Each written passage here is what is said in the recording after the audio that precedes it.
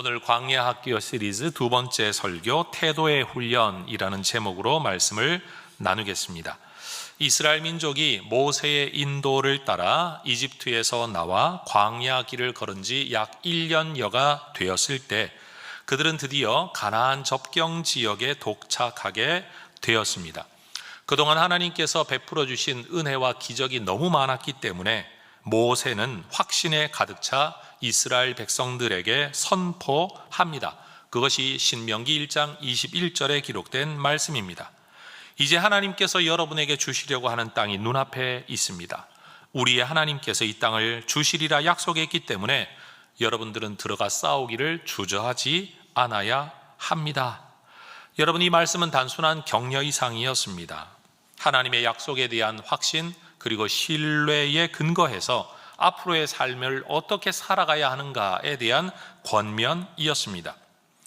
이스라엘 백성들이 하나님의 인도를 받아 광야를 사는 동안 광야에서는 광야에서만의 은혜가 있었습니다. 불기둥, 구름기둥, 만나, 홍해가 갈라지고 메추라기를 먹고 반석에서 물이 나오는 하나님께서 베푸셨던 수많은 은혜들이 광야 기간에 있었습니다. 광야는 메마른 곳이 아니었습니다. 미드바르는 다바르 말씀하시는 곳이었던 것처럼 여러분, 하나님이 인도하시는 그곳에서는 하나님이 함께 하시는 증거들이 있었습니다. 이것을 경험한 사람이라면 앞으로 가보지 않은 땅, 이 가나안 땅에서도 가나안에서만의 은혜를 주실 것을 기대할 수 있어야 합니다. 그것이 광야 학교에서 배운 사람, 깨달은 사람, 성장하는 사람의 올바른 반응일 겁니다. 여러분, 과거는 지나가 버린다고 잊혀지거나 과거로 남지 않습니다. 과거는 오늘 우리의 삶에 영향을 미치고 있습니다. 사실 우리는 현재를 살고 있는데도 과거에 매여 살아갈 수 있습니다. 어쩌면 우리의 미래도 과거에 매여 살아가게 될는지도 모릅니다. 그렇기 때문에 경험 매우 중요합니다. 그런데 그 경험이 오늘 어떻게 나를 이끌고 있는지를 생각해야 합니다. 우리는 과거의 걸음 속에 경험한 이 하나님의 신실하심에 대한 경험, 우리가 흔히 말하는 간증이 오늘을 살아낼 힘이 되어야 되고 미래에 대한 우리의 태도를 이끌어 주어야 합니다. 분명 미래는 알지 못합니다. 그래서 우리는 불안합니다. 그러나 우리는 알 수 없는 미래를 하려고 힘쓸 게 아니라 사실은 과거에 함께 하셨던 하나님에 대한 믿음 때문에 모르는 길이지만 담대함으로 기대 속에 걸어 들어갈 수 있어야 합니다. 제가 좋아하는 표현이 이겁니다. 여러분, 이스라엘 백성들은 여기까지 하나님이 도우셨다라는 의미를 담아 돌 기념비를 세웠습니다. 그래서 이 돌 기념비의 이름이 도움을 의미하는 돌, 에벤 에셀이었습니다. 그것은 지나간 과거 속에 함께 하셨던 하나님을 기억하기 위함입니다. 그것은 과거를 기억하기 위함이 아니라 사실은 이 도움의 돌 대신 하나님께서 우리의 현재와 미래를 이끌어 주실 것을 믿는 믿음의 고백이었던 겁니다. 우리 성도님들께서도 여러분의 마음속에 이 기념 돌비를, 에벤에셀의 기념비를 꼭 세우시기를 주의 이름으로 축원합니다. 이 돌비를 세우는 사람들은 오늘도 그 주님이 우리와 함께 하신다, 임마누엘을 고백하게 될 것이고, 미래는 여전히 알 수 없는 불안함의 과정이겠지만 여호와 이레 되시는 하나님께서 나를 이끌어 주실 것을 믿을 수 있을 겁니다. 따라 하십시다. 에벤에셀, 임마누엘, 여호와 이레. 여러분, 이것이 지나온 과거를 통해 배운, 광야 학교에서 배운 사람들이 가질 수 있는 믿음의 태도라는 겁니다. 모세의 이 명령 권면 앞에서 이스라엘 백성들은 진지하고 신중했습니다. 그나마 광야에서는 전쟁을 겪지 않았는데 여러분, 이제는 전쟁을 해야만 된다는 이야기가 그들에게 좀 부담이 되었을 것입니다. 그래서 그들은 먼저 가나안 땅을 살피기 위해 정탐꾼을 보낼 것을 모세에게 요청합니다. 여러분, 이 성경 구절을 보면 이때까지만 해도 이스라엘 백성들이 정탐꾼을 보내려고 했던 목적은 가나안에 갈지 말지를 결정하기 위함이 아니었습니다. 전쟁을 할지 말지를 결정하기 위함이 아니었습니다. 반드시 가야 한다. 전쟁을 하면 어떤 방법으로 하고 어느 길로 올라가야 할 것인가를 찾기 위한 과정으로서 정탐꾼을 요청한 겁니다. 심지어 모세조차도 백성들의 제안을 좋은 것으로 받아들여 이 일을 허락했습니다. 정탐꾼들은 나를 위해 정탐하는 게 아니라 백성들을 위해 정탐하는 겁니다. 나만 알기 위해서가 아니라 백성들에게 보고하기 위해 정탐하는 겁니다. 그래서 모세는 이렇게 선택된 12명의 정탐꾼들, 특별히 민수기 13장 2절의 말씀을 보면 그들을 일컬어 지휘관이라는 말로 호칭하는 것을 보아 각 지파에서 인정받는 지도자들이 정탐꾼으로 차출된 것으로 보입니다. 모세는 그들에게 너희가 무엇을 보고해야 되는지 반드시 이런 내용을 보고 와서 보고하라라고 이야기를 합니다. 이 사명을 안고 가나안 지경 전체를 정탐한 12명의 정탐꾼들은 40일 동안 가나안 땅을 정탐한 후 돌아와 백성 앞에 보고합니다. 그 내용이 오늘 우리가 읽었던 민수기 13장 27절 이하에 나오는 내용이죠. 그 땅은 젖과 꿀이 흐른다라는 표현을 사용할 만큼 비옥하고 풍요로운 땅이었습니다. 그런데 거기 살아가는 거주민들은 강해 보였습니다. 성읍은 컸습니다. 그 땅에 살아가는 사람들은 남방 땅에도 살고 산지에도 살고 해변에도 살고 요단 강변에도, 다시 말해 가나안 땅 곳곳에 흩어져 살고 있었습니다. 이 내용은 12명의 정탐꾼 가운데 누구도 거부하지 않는, 모두가 동의할 수 있는 객관적인 보고 팩트였습니다. 그런데 이 객관적인 사실을 보고한 이후에 그 다음 단계에서 12명의 정탐꾼의 반응이 두 패로 갈리기 시작합니다. 누군가는 말합니다. 올라가서 싸워서 이기자. 누군가는 말합니다. 우리는 올라갈 수 없다. 특별히 우리가 알고 있는 여호수아와 갈렙, 특별히 갈렙이라고 대표되어지는 인물은 가나안 원주민들이 자신들보다 강한 것은 사실이지만 우리에게는 하나님이 함께 하시기 때문에 반드시 이길 것이다. 그러니 올라가 싸우자라고 말합니다. 그런데 다른 10명의 사람들은 말합니다. 우리에게 하나님의 약속이 있기는 하지만 그들이 우리보다 강하기 때문에 우리는 이기지 못할 것이다. 그러니 싸울 수 없다라고 말합니다. 한번 따라해 보십시다. 그들이 강하지만 우리에게는 약속이 있기 때문에 이길 것이다. 한 번 더요. 우리에게는 약속이 있지만 그들이 강하기 때문에 우리가 질 것이다. 여러분, 두 가지 사실을 모두가 말하고 있습니다. 그들이 강하다는 것 사실입니다. 하나님의 약속을 가지고 있다는 것도 두 가지 사실입니다. 이 사실 앞에 여러분 무엇을 선택하느냐에 따라 지금 전혀 다른 행동의 양상이 나타나고 있는 겁니다. 가나안 사람들을 이길 수 없을 것이라는 생각에 사로잡힌 10명의 정탐꾼들은 조금 전까지만 해도 젖과 꿀이 흐르는 땅이라고 말했던 보고와는 달리 여러분 악평하기 시작합니다. 신명기 1장 32절 이하를 보면 그 정탐한 땅을 악평하였다. 어떤 땅이라고? 거주민을 삼키는 땅이라고. 조금 전까지만 해도 젖과 꿀이 흐르는 땅이라고 말한 내용이 여러분 평가와 해석이 완전히 달라져 버렸다는 겁니다. 여러분, 이것이 오늘 제가 설교하려고 하는 핵심 관점 포인트입니다. 똑같은 것을 보아도 각자가 서 있는 자리가 다르면 다른 것을 보게 됩니다. 지금 이 예배당 이쪽에 계신 분들은 저의 왼쪽 얼굴을 보고 계실 겁니다. 이쪽 곁에 계신 분들은 저의 오른쪽 얼굴을 보고 계실 겁니다. 한 사람을 보고 있는데 자기가 선 자리에 따라 다른 모습을 보고 있는 겁니다. 바로 그게 스탠딩 포인트, 서 있는 자리입니다. 우리가 흔히 말하는 입장이라는 표현의 의미입니다. 여러분, 똑같은 객관적인 실체를 보고 있는데도 각자가 선 자리에 따라 다른 관점으로 보는 것처럼 똑같은 사실을 보았는데도 각자의 마음 자리가 어디냐에 따라서 해석이 달라지고 있었다라는 겁니다. 10명의 정탐꾼들, 그들이 가지고 있었던 마음 자리, 그들의 태도가 젖과 꿀이 흐르는 땅을 거주민을 삼키는 땅이라고 해석하게 만들었습니다. 그들이 가지고 있었던 태도가 우리보다 좀 강한 사람을 거인이라고 해석하게 만들었습니다. 그들이 가지고 있었던 태도가 하나님의 언약 백성인 우리를 메뚜기라고 해석하게 만들었습니다.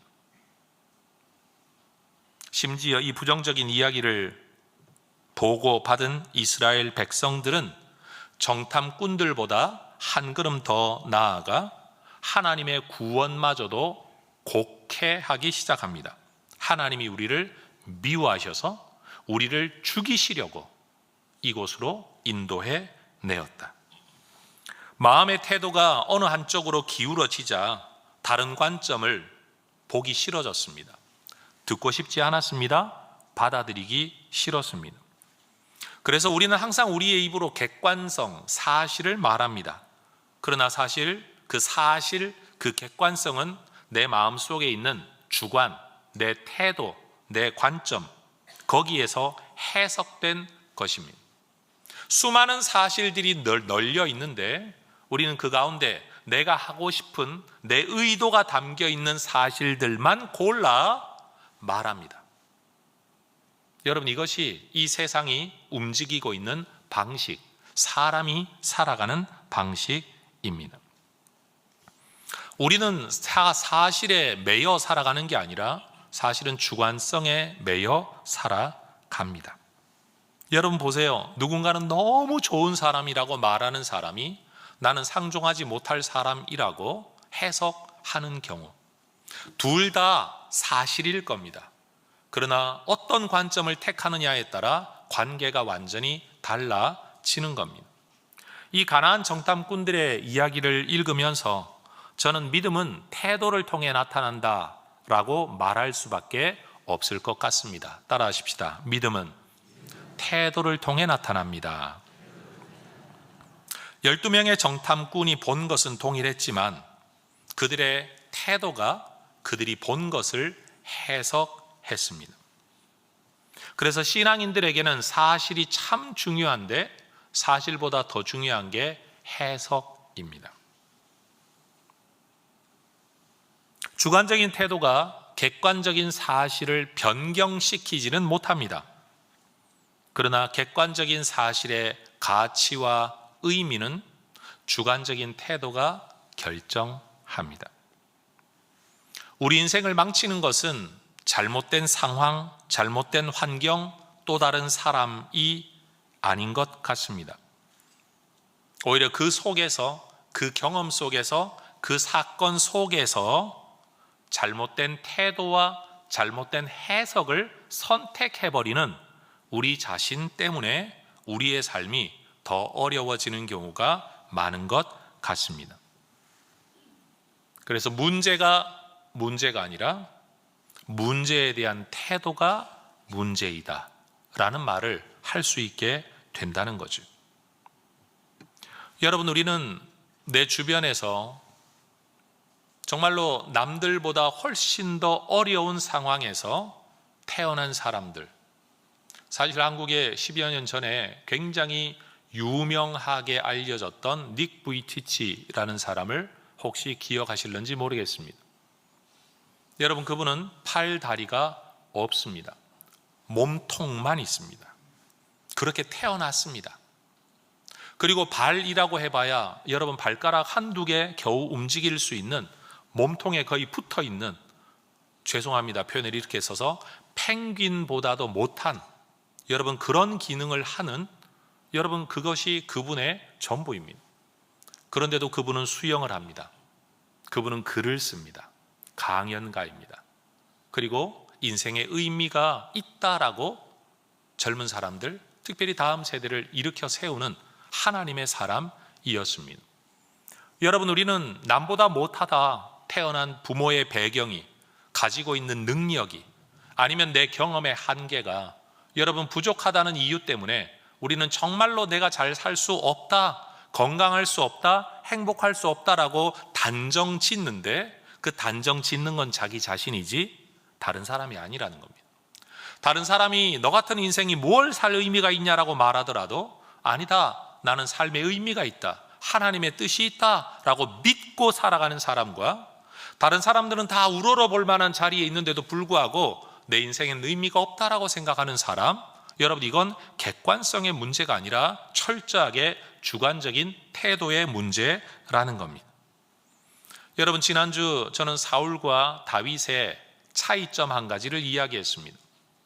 둘 다 갑자기 선지자에 의하여 왕으로 기름 부음 받은 사람인데 왜 두 사람의 삶은 달랐을까? 그 중에 하나의 차이가 있다. 다윗은 인생의 광야를 경험한 사람이고 사울은 광야를 경험하지 못한 사람이다 라는 이야기를 드렸습니다. 여러분, 사울이 한순간의 은혜로 하나님의 은혜의 사람으로 이스라엘의 왕이 될 수는 있었지만 하나님의 사람답게 평생을 살아갈 수는 없었습니다. 왜 그랬을까요? 그의 마음의 중심이 견고하지 못했기 때문입니다. 하나님이 나를 불러주셨다라고 믿는 믿음, 태도가 견고했다면 하나님이 또 다른 다윗을 세우려고 하실 때도 그건 하나님의 주권이지, 내게 허락하신 시간 안에서 나는 내가 할 수 있는 최선을 다해야지, 하나님이 원치 않는다면 하나님이 나를 내려놓으시면 내려놓아야지. 만약 사울이 그런 마음으로 인생을 살았다고 한다면 그는 정말 멋진 인생을 살았을 거라고 저는 확신합니다. 그런데 은혜로 왕이 되었는데 이걸 잃지 않으려고 하나님을 대적하고 우상을 쫓아다니고 하나님의 기름 부음 받은 또 다른 사람을 죽이려고 달려드니 이건 하나님에 대한 대적밖에 되지 않는 겁니다. 그 방법으로 인생을 지켜갈 수 없었다는 것을 보여주는 부정적인 모델이 바로 사울이라는 겁니다. 세상의 표현대로 운때가 맞으면 한순간에 스타가 될 수 있는 것 같습니다. 그러나 그 사람의 내면과 능력이 뒷받침되지 않으면 우리가 흔히 말하는 반짝 스타로 끝나고 마는 것 같습니다.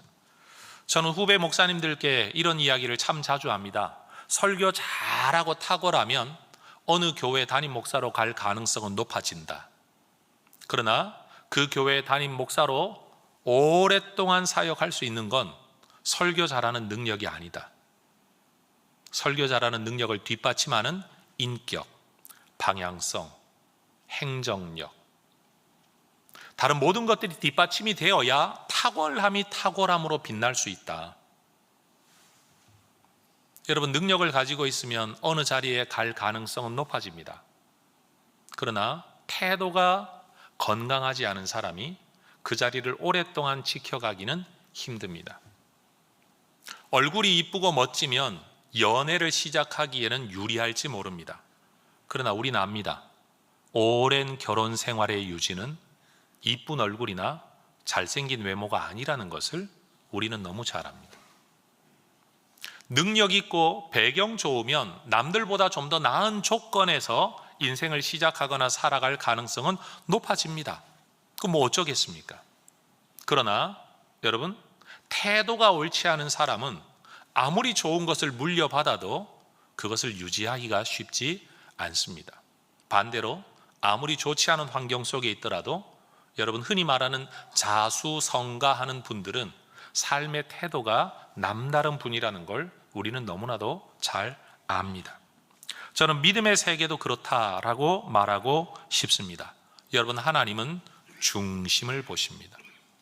너희들은 외모를 보지만 나는 중심을 본다. 저는 이 중심이라는 단어를 태도로 치환하기를 즐겨합니다. 하나님은 뭘 보시느냐? 태도를 보신다. 제가 좋아하는 성경 구절 우리 교인들은 다 아실 겁니다. 많은 구절 가운데 하나, 이사야 26장 3절. 주께서 심지가 견고한 자, steadfast. 여러분, 한 사람이 가지고 있는 마음의 관점과 태도가 일관성이 있는 사람, 신실한 사람을 하나님이 평강의 평강으로 이끌어 가신다. 잘난 사람, 능력 있는 사람, 열정적인 사람이 아니라 심지가 견고한 사람. 여러분, 하나님의 평강 가운데 들어갈 수 있는 비결이 올바른 태도에 있다는 사실을 저는 여러분에게 말하고 싶습니다. 우리 하나님이 기뻐하시는 일이 바로 여기에 있는 겁니다. 사도행전 13장을 보면 하나님 그런 말씀하십니다. 내가 이새의 아들 다윗을 만나니 내 마음에 맞는 사람이라. 내 뜻을 다 이루게 하리라. 누구를 통해? 그를 통해. 누구에게? 그에게. 왜요? 내 마음에 맞는 사람이기 때문에. 여러분, 내 마음에 맞다라는 말이 내 마음에 든다라는 표현이기도 하지만 하나님 앞에 올바른 태도를 가진, 하나님이 지향하는 것을 같이 지향하고 하나님이 멈추라고 하는 것에서 멈출 수 있는, 다시 말해 상황에 의해 움직이지 아니하고 하나님에 의해 움직이는 사람, 하나님 앞에 올바른 태도를 가진 사람. 여러분, 사울이 아니라 다윗을 통해 내 뜻을 다 이루게 하리라. 여러분, 하나님께서 사용하시는 사람이 누구이냐, 하나님이 누구를 기뻐하시느냐, 하나님이 누구에게 일하시길 기뻐하고 누구를 통해 일하기를 기뻐하시느냐, 저는 올바른 태도의 사람이라고 확신합니다. 저는 또 이 이야기를 좋아합니다. 여러분, 링컨 대통령이 대통령 시절에 여러분 그를 도와주던 누군가가 내각의 한 일원으로 어떤 사람을 추천을 했습니다. 대통령이 그 사람을 만나보고 추천한 사람에게 그렇게 말을 했다고 합니다. 나는 그 사람의 얼굴이 마음에 들지 않습니다. 그랬더니 추천한 사람이, 아니 타고난 얼굴 뭐 어쩌란 말입니까? 어떻게 사람을 얼굴 보고 평가합니까? 그때 링컨이 했던 말이, 사람이 40세가 넘으면 누구나 자기 얼굴에 스스로 책임을 져야 합니다. 여러분, 링컨이 말했던 얼굴은 타고난 잘생긴 외모를 말하는 게 아닌 겁니다. 살아온 인생이 반영된 그 얼굴 말입니다. 여러분, 삶이 너무 힘들면 사실 얼굴 밝게 살아가기가 쉽지 않은 것 같습니다. 그래서 저는 우리의 자녀들이나 우리 성도님들을 위해 기도할 때마다 이런 기도 잘합니다. 하나님, 고난도 웬만해야지 너무 길면 쓰러집니다. 넘어집니다. 일어설 힘도 없습니다. 고생도 웬만해야 연단이 되지 나중에 거기에 찌들어 버리면 하나님 다시 일어서지 못합니다. 우리는 연약합니다. 성도들을 위해 중보기도 할 때 제가 이런 표현의 기도를 많이 합니다. 삶이 너무 힘들면 여러분 얼굴에 그 찌들어 있는 뭔가가 있다는 거, 삶이 참 굴곡졌겠구나, 이거 느껴지죠. 누군가를 보면 강인함으로 똘똘 뭉쳐있는, 그런데 그러지 않으면 살아남을 수 없는, 흔히 말하는 마음의 독함으로 인생을 살아온 분들 얼굴에 다 느껴집니다. 우리는 그 얼굴을 일컬어 잘생기고 못생긴 얼굴이라고 말하는 게 아닙니다. 삶이 묻어난 얼굴을 말하는 겁니다. 여러분, 타고난 얼굴을 우리가 바꿀 수는 없습니다. 물론 돈 있는 분들은 성형을 많이 하시던데, 여러분 성형을 하더라도 오래 못 간다는 사실 꼭 기억하시고, 제가 목사로서 여러분에게 분명히 말하는데 하나님이 주신 작품이 최고인 줄 알고 여러분 생긴 대로 사시기를 주의 이름으로 축원합니다.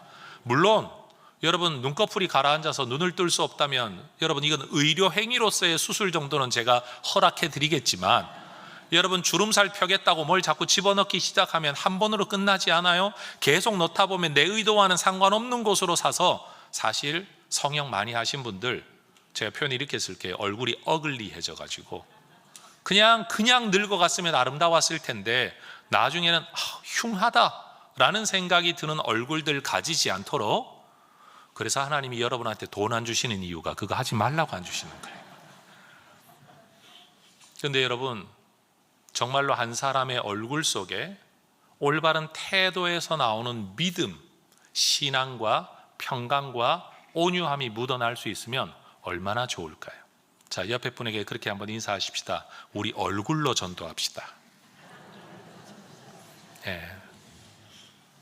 모르겠습니다. 청년들이야 이쁜 처녀, 이쁜 총각들이 전도하면 교회 얼른지 모르겠는데, 여러분 우리가 얼굴로 전도하자라는 말이 뭡니까?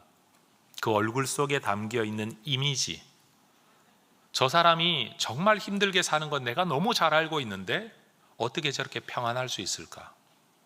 저 사람이 남보다 넘쳐나지 않는다는 걸 내가 너무 잘 알고 있는데 저 사람은 어떻게 저렇게 여유롭고 다른 사람을 잘 받아낼 수 있을까? 전 이건 태도의 문제라고 생각합니다. 여러분, 우리가 얼마나 오래 살 것인가를 내 뜻대로 결정하지 못하는데 어떻게 살 것인가 하는 건 그래도 웬만큼 우리가 결정할 수 있습니다. 타고난 얼굴은 바꿀 수 없지만 표정은 바꿀 수 있는 것 같습니다. 여러분, 우리가 키를 키우거나 뭐 그렇게 하지는 못합니다. 체형을 어쩌겠습니까? 타고난 체형을. 그러나 우리는 그나마 그 몸 안에서라도 건강하게 사는 방법을 압니다. 그래서 우리의 건강을 가꾸지요.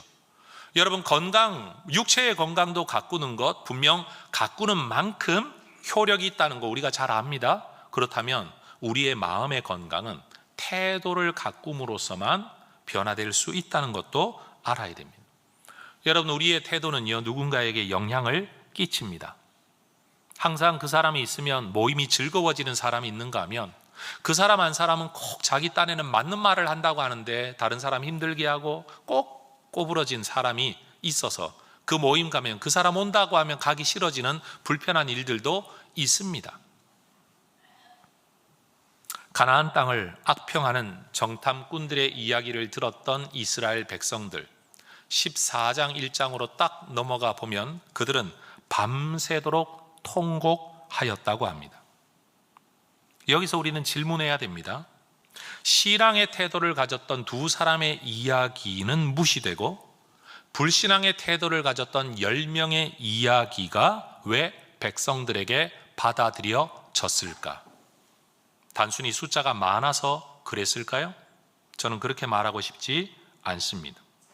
사실은 백성들 자체가 하나님의 약속보다는 불신앙의 태도를 더 크게 가지고 있는 사람들이었기 때문에 사실은 그 말을 선택적으로 받아들인 겁니다. 사람들은 자기가 듣고 싶어하는 이야기를 골라 듣는 습성이 있습니다. 그러다 보니까 사람들은 내 귀에 좋은 소리 하는 사람을 가까이 두기 마련이고, 비슷하게 이야기하는 사람, 우리가 이런 말 하죠, 대화가 되는 사람들과 어울리게 되어 있습니다. 그래서 이 말을 고상한 전문 용어로 끼리끼리 논다 라고 말을 합니다. 친구를 보면 그 사람을 압니다. 여러분, 왜 그렇습니까? 말이 통하기 때문입니다. 말이 왜 통합니까? 관점이 비슷하기 때문입니다. 태도가 비슷하기 때문입니다. 내가 하는 말을 그러다라고 말하지 않고 맞지라고 동의해 주니까 그런 사람들과 가까이 지내는 건 당연한 일입니다. 여러분, 이스라엘 백성들이 여러분 돌아온 정탐꾼들의 보고를 받을 때 그들이 만약 믿음의 태도를 확고하게 가지고 있었던 사람이라면 여호수아와 갈렙의 이야기를 듣고 맞다! 우리는 하나님의 약속을 가지고 있다! 라고 말을 했을 겁니다. 10명을 오히려 꾸중하거나 너희들이 믿음을 잃어버렸구나 위로하거나 권면했을 겁니다. 그런데 여러분, 이스라엘의 정탐꾼들도 객관적인 사실을 보고와 해석이 달라졌던 것처럼 전혀 다른 두 개의 이야기를 듣고 있는 이스라엘 백성들도 결국 둘 가운데 하나를 선택한 겁니다. 그래서 이스라엘 백성들은 정탐꾼들 때문에 40년 광야를 방황한 게 아니라 정탐꾼들과 같았던 그들의 태도 때문에 이스라엘 백성들은 광야를 방황할 수밖에 없었던 겁니다. 여러분의 귀에 주로 어떤 이야기가 자주 들리십니까? 들린다라고 말하면 말하는 소리가 주체인 것 같지만 어떤 이야기가 기억 속에, 생각 속에 자주 남으십니까? 관심 없는 이야기는 들리지 않습니다. 아무리 많이 떠들어도 내 마음이 없는 말은 내 귀에 남지 않습니다. 그래서 여러분, 사람들이 이렇게 말하던데요 라고 말하는 100%는요 내 마음에 그 말이 있기 때문에, 내 마음속에 그 생각이 있기 때문에 그걸 옮기는 겁니다. 내 마음에 그 생각이 아예 없으면 들리지 않습니다. 남지도 않습니다. 말할 가치도 없다고 여기는 겁니다. 그러니 누군가가 여러분에게 와서 사람들이 이렇게 말하더라 라고 말하면 여러분, 광고의 전현무 아저씨처럼 이야기해야 됩니다. 그건 네 이야기지. 광고를 안 보시는군요. 네. 여러분, 그게 바로 사람입니다. 여러분, 태도가 40년을 결정지었습니다. 태도가 우리 인생을 결정지을 겁니다. 태도가 해성교회를 결정지을 겁니다. 교회의 태도가 대한민국을 결정짓게 될 겁니다. 여러분, 우리는 믿음의 태도를 가져야 합니다. 출애굽한 이스라엘 백성들이 가나안으로 정착해가는 과정 속에서 이스라엘은 두 번의 정탐꾼의 역사를 가집니다. 첫 번째가 오늘 본문의 사건, 모세가 12명을 보냈던 가나안 정탐. 두 번째는 여호수아가 여리고성을 정탐하기 위해 2명을 보냈던 사건이 있습니다. 정탐꾼은 미리 가서 하나님이 어떤 일을 하고 계신지, 상황이 어떠한지를 먼저 보는 사람들이 정탐꾼입니다. 그런 점에서 미리 보는 사람이라는 이 표현을 성경에서는 뭐라고 쓰는가? 앞선자에 볼견자, 선견자라는 용어를 씁니다. 미리 봄으로 말미암아 미리 알게 되었을 때는 알지자를 써서 선지자라는 말을 씁니다. 따라하십시다. 정탐꾼은 선견자입니다. 다시요. 정탐꾼은 선지자입니다. 여러분, 그들은 하나님이 어떤 일을 하시려는지 미리 보고 보지 못한 사람들에게 와서 그것을 말하도록, 보고하도록 보냄받은 사람입니다.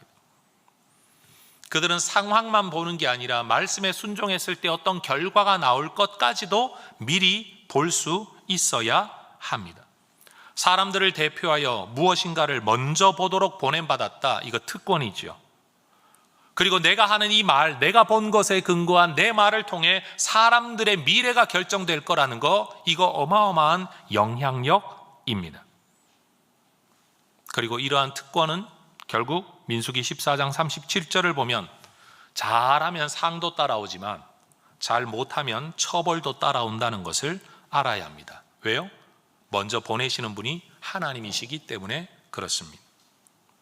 그래서 보냄받은 사람들은 여러분, 객관적인 것을 많이 보지만 꼭 봐야 할 게 있습니다. 보라고 한 것을 봐야 합니다. 그리고 하나님이 기뻐하시는 말로 보고를 해야 합니다. 정탐꾼들은 자기가 본 것을 말해야 되지만 본 것에 대한 해석을 어떻게 해야 되느냐? 하나님이 그런 땅을 우리에게 주시려고 한다라고 해석해야 마땅합니다. 그런데 그들은 전혀 다르게 해석해 버렸습니다. 그래서 여러분, 교회 지도자는 어떤 사람이 지도자가 되어야 되냐? 맞는 말을 하는 사람이 지도자가 되는 게 아니라 맞는 말은 기본이고 맞는 말을 믿음으로 해석할 줄 아는 사람이 지도자가 되어야 됩니다. 여러분, 저는 부모님들은 자녀들에게는 선견자와 선지자적 역할을 해야 된다라고 말씀드리고 싶습니다. 네가 그따위로 해서 먹거나 살겠냐? 라고 말할 게 아닙니다. 이 세상은 힘들지만 하나님이 너와 함께 하실 거다. 하나님이 함께 하시는 그 인생을 살기 위해 오늘 네가 성실하게 할 걸 다 해라. 부족해도 하나님이 너를 지키실 거다. 이걸 말할 수 있어야 믿음으로 자녀를 양육하는 겁니다. 그런데 여러분, 거기에 해석을 어떻게 더합니까? 그따위로 살아서, 그따위로 해서, 이래 가지고서야 남을 봐라, 누구를 봐라. 여러분, 분명히 부모는 맞는 말을 하고 있습니다. 그런데 선지자와 선견자로서는 잘못된 말을 하고 있는 겁니다. 하나님이 함께 하시는 삶에 대한 이야기를 들려줘야 됩니다. 그래야 그가 꿈을 가지고 소망을 가지고 인생을 살아갑니다. 하나님이 함께 하실 것에 대한 기대를 가지고 삶을 살아가게 된다라는 겁니다. 너는 능력이 부족하지만 하나님이 너와 함께 하셔서 이기게 하실 거다. 이게 가나안 정복의 이야기 아닙니까? 우리 자녀들에게도 말을 해야 됩니다. 세상은 험난하다. 세상은 너보다 강하다. 그러나 하나님이 너와 함께 하실 것이다. 그러니 너는 가나안 싸우는 것처럼 너희들도 세상에 맞서, 인생에 맞서 싸우면 하나님이 이기게 하신다. 여러분, 자녀들 앞에서 이 선지자, 선견자, 정탐꾼의 역할 올바로 하시는 여러분 되시기를 주의 이름으로 축복합니다. 다시 말하건대 맞는 말을 하고 있는데 잘못된 해석을 하는 사람들, 그 결과가 뭐냐? 사람들을 주저앉게 만들고 통곡하게 만들고 불순종하게 만들어버린 사람들, 하나님은 그들을 처벌하셨습니다. 하나님은 이 시대 가운데 오늘 우리를 정탐꾼과 선지자로 보내셨습니다. 우리를 하나님의 백성으로 부르셨고 그리고 세상 가운데로 보내셨어요. 우리는 하나님의 눈으로 세상을 봅니다. 여러분, 세상 살기 참 힘들다라는 생각만 가지지 말고 다른 관점 한번 가져보십시다. 요즘 사람들이 인생 앞에, 세상 앞에, 자기 삶 앞에 여러분 모두가 불안해합니다. 불안하기 때문에 뭔가 안정감을 얻으려고 하는 게, 큰 돈은 없는데 작은 돈으로 할 수 있는 게 주식 투자하는 거. 그리고 여기에서 미래가 안 보이니까 또 다른 데 가면 미래가 있겠지 싶어서 날마다 이직 준비하는 거. 여러분, 그게 요즘 사람들이 관심 있는 모든 것입니다. 우리보다 더 많은 것을 준비하고 더 많은 연봉을 받는 사람들이 여러분 속 깊은 대화를 나누면 전부 다 불안해하고 있습니다. 세상의 전 선지자로, 선견자로, 정탐꾼으로 보냄받은 우리가 해야 될 일이 뭐냐? 여러분, 그들에게 위로를 이야기하는 겁니다. 하나님 안에서의 평안을 이야기할 수 있어야 됩니다. 돈 많은 그들이 나를 챙겨야 될 것 같은데, 여러분, 믿음으로 부유한 우리가 오히려 그들을 위로하는 자가 돼야 됩니다. 여러분, 세상의 위로자 되시기를 축복합니다. 하나님 안에 소망이 있고 하나님께서 우리를 붙드신다는 사실, 알 수 없는 가나안 땅, 그들이 강력하고 그들은 철병거가 있고 우리는 맨손으로 들고 돌 들고 나무 막대기 들고 싸워야 되는데 하나님이 우리를 이기게 하실 거다, 이 말도 안 되는 약속. 그런데 실제로 그들은 그 땅에 지금도 살아가고 있습니다. 하나님의 약속이 이루어졌다라는 말입니다. 여러분, 한 교회 공동체 지도자로 살아가는 저 같은 사람에게는 엄청난 특권이 주어져 있죠. 그런데 이것은 정말 무서운 특권입니다. 나의 말과 나의 설교와 나의 논지 방향이 과연 사람들로 하여금 하나님을 더 사랑하게 만드느냐, 의지하게 만드느냐, 기대하게 만드느냐, 기도하게 만드느냐, 순종하게 만드느냐, 아니면 하나님으로부터 마음 멀어지게 만들고 있느냐에 따라 여러분, 저는 하늘의 상과 벌이 제 인생에 따라올 거라는 사실을 기억하고 살아야 합니다. 우리 모든 혜성의 가족들이 저는 이 사명이 있다라고 믿습니다. 가정에서는 부모가 선지자요, 직장에서는 여러분 운영자뿐만 아니라 여러분들이, 여러분 사장님이라고 해도 모르면 어쩔 수 없는 거예요. 알고 있는 여러분이 오히려 위로자가 되셔야죠. 불안해하고 있는 이 세대 사람들 가운데 하나님 안에 평안이 있다는 사실을 여러분 스스로가 두려움에 쩔어 있는 게 아니라 여러분 평안 가운데 있는 그 얼굴과 그 모습으로 누군가를 위로할 수 있어야 되겠죠. 여러분 인생 광야 학교에서 여러분, 우리는 다른 어떤 것이 아니라 기적이 필요하다, 기적을 주세요가 아니라 하나님 앞에 올바른 믿음의 태도를 지켜가는 것이 우리의 씨름이 될 수 있기를 소망합니다. 능력은 부족할 수 있습니다. 때로 원하는 열매가 없을 수도 있습니다. 그러나 올바른 태도는 지켜가야 할 것 아닙니까? 전 우리 혜성의 가족들이 신앙의 싸움은 바로 여기 있다, 믿음의 본질은 바로 여기에 있다, 내가 지켜가야 할 것은 바로 여기에 있다. 그래서 저는 늘 외칩니다. 믿음은 태도이다. 태도가 곧 믿음이다. 결과와 열매는 내가 결정할 수 없고 장담할 수 없지만 올바른 중심, 올바른 태도는 지켜가야 한다. 성도 여러분, 하나님은 우리로 무엇을 보게 하시고 우리로 무슨 말을 하게 하실까요? 우리 모든 혜성의 가족들이 이 세대를 선견자와 선지자와 정탐꾼으로 살아가되 여러분 불평했던 10명 말고 요수아와 갈렙 같은 믿음의 정탐꾼으로 살아갈 수 있기를 축복합니다. 다시 말합니다. 이쁜 얼굴로 연애를 쉽게 하는지는 몰라도 이쁜 얼굴이 결혼을 유지시켜주는 절대 조건이 아니라는 사실을 우리 모두가 안다면 여러분, 하나님께서 우리를 하나님 은혜 안으로 들어오게 만드는 여러 가지 은혜의 요소들이 있긴 하지만 우리가 끝까지 지켜가야 될 믿음의 싸움의 본질은 어디에 있다? 태도에 있다. 말씀에 대한 확신, 하나님에 대한 신뢰, 보이지 않는 미래를 아는 것처럼 말하지 말고 나도 모르지만 아는 것 한 가지가 있다. 하나님이 나와 함께 하신다는 거다. 여러분, 이거 하나를 붙들고 싸우는 이 믿음의 태도를 지켜가는 혜성의 가족들 되시기를 주의 이름으로 축원합니다. 기도하겠습니다.